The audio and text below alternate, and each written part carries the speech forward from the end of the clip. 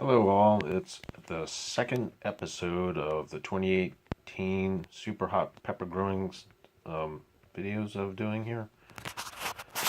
What you're seeing in front of you right now is ghost peppers that have been dehydrated and are ready to be made into powder.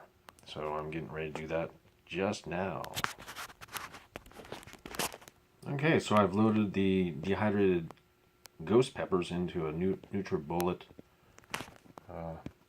container here, and I'm getting ready to make it into powder. Here we go.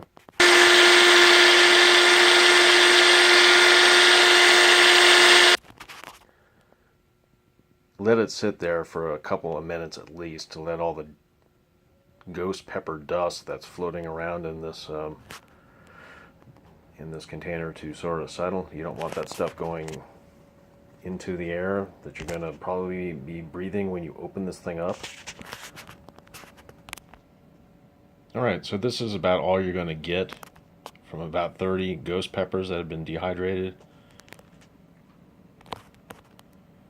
And so, yeah, this is a half-pint mason jar. Getting ready to put it away. All ready to go. Love the smell and the taste of ghost pepper.